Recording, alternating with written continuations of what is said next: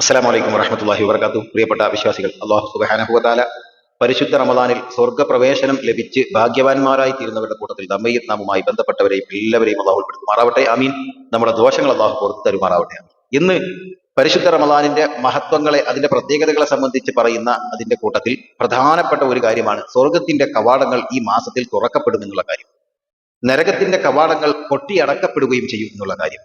ഇത് ഈ റമദാനിന്റെ ഒരു പ്രത്യേകതയാണ്. ഹബീബായ നബി കരീം സല്ലല്ലാഹു അലൈഹി വസല്ലമ തങ്ങൾ നമ്മെ പഠിപ്പിക്കുന്നുണ്ട്.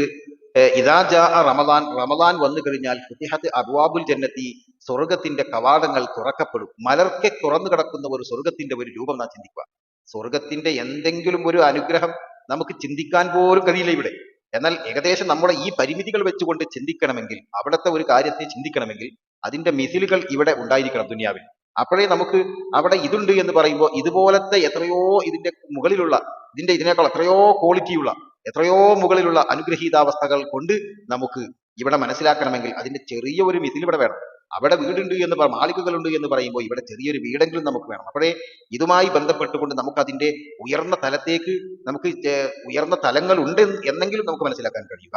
ആ അടിസ്ഥാനത്തിൽ അവിടെ അരുവികളുണ്ട്, അവിടെ ആരാമങ്ങളുണ്ട് എന്ന് അള്ളാഹു സുബ്ഹാനഹു വ തആല നമ്മെ അറിയിക്കണമെങ്കിൽ ദുനിയാവിൽ നമുക്ക് അരുവികൾ കാണണം, നമ്മൾ ആരാമങ്ങൾ കാണണം, നല്ല മനോഹരമായിട്ടുള്ള പ്രകൃതി മനോഹരാവസ്ഥകൾ നമ്മൾ അനുഭവിക്കണം. ഇതിന്റെയൊക്കെ എത്രയോ അപ്പുറത്തുള്ള ഒരു വലിയ അനുഗ്രഹങ്ങളുടെ കലവറയാണ് സ്വർഗം എന്ന് നമുക്ക് മനസ്സിലാവണമെങ്കിൽ ഇവിടെ അതിന്റെ മിസിലുകൾ വേണം, ഏകദേശം ചെറിയ മിസിലുകൾ വേണം.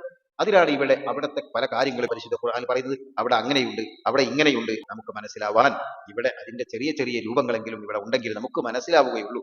അതുകൊണ്ട് നമുക്ക് അള്ളാഹു സുബ്ഹാനഹു വ തആലയുടെ ആ അനുഗ്രഹീതമായ സ്വർഗത്തിന്റെ ആ 8 കവാടങ്ങളും മലർക്കെ തുറക്കപ്പെട്ടുകൊണ്ടിട്ടുള്ള ഒരു അവസ്ഥ നാം ചിന്തിച്ചു നോക്കുക. എത്ര മനോഹരമായിരിക്കും അത്. മനോഹരം എന്ന് പറയാൻ അതിനൊരു വാക്കുകളില്ലാത്ത അത്രയും വലിയ മനോഹരമായിട്ടുള്ള ഒരു അവസ്ഥയായിരിക്കും, ഒരു കാഴ്ചയായിരിക്കും ആ സ്വർഗം. ആ സ്വർഗത്തിൽ നിന്നാണ് നമ്മൾ വന്നത്.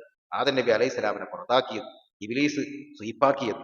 അതുകൊണ്ട് തന്നെ ആ ഇബ്ലീസിന്റെ കുതന്ത്രങ്ങളിൽ നിന്ന് മാറി നമ്മുടെ ആത്മാവിന് വന്നിട്ടുള്ള അറപ്പുകളും കറുപ്പുകളും വെറുപ്പുകളും അഴുക്കുകളും മാറ്റി നിർത്തിക്കൊണ്ട് ശുദ്ധീകരണത്തിലൂടെ ആ പ്രവേശനം, ആ സ്വർഗീയ പ്രവേശനത്തിന് നാം യോഗ്യത നേടുക എന്നതാണ് ഈ പരിശുദ്ധ റമദാനിൽ നാം ചെയ്യേണ്ട കാര്യം.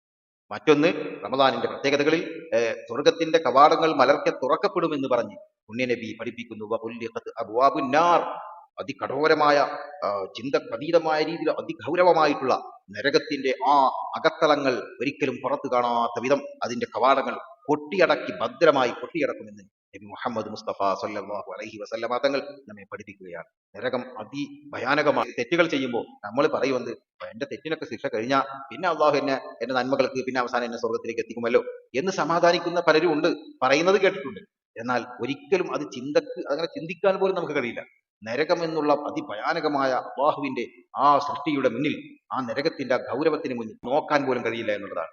എവിടെയോ കിടക്കുന്ന നരകത്തിന്റെ എത്രയോ വിദൂരത്ത് പോലും ഒരു പറവ പാറിപ്പോയാൽ പോലും അത് കരിഞ്ഞു വീഴുമെന്ന് നമ്മെ പഠിക്കുന്നുണ്ട്. അത്രയും വലിയ ഗൗരവമാണ് നരകം. ആ നരകത്തിൽ ഒരു കാരണവശാലും നമുക്ക് അതിൽ ഒരു സെക്കൻഡെങ്കിലും നമ്മൾ അകപ്പെടുക എന്നുള്ളത് നമുക്ക് ചിന്തിക്കാൻ കഴിയില്ല.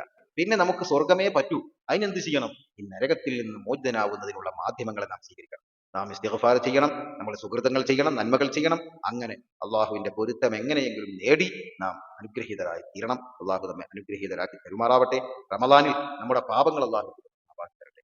നമുക്ക് പുതിയൊരു ജീവിതം തുടങ്ങാൻ അള്ളാഹു ഇത് ഒരു കാരണമാക്കി പെരുമാറാവട്ടെ. ആമീൻ യാ റബ്ബൽ ആലമീൻ.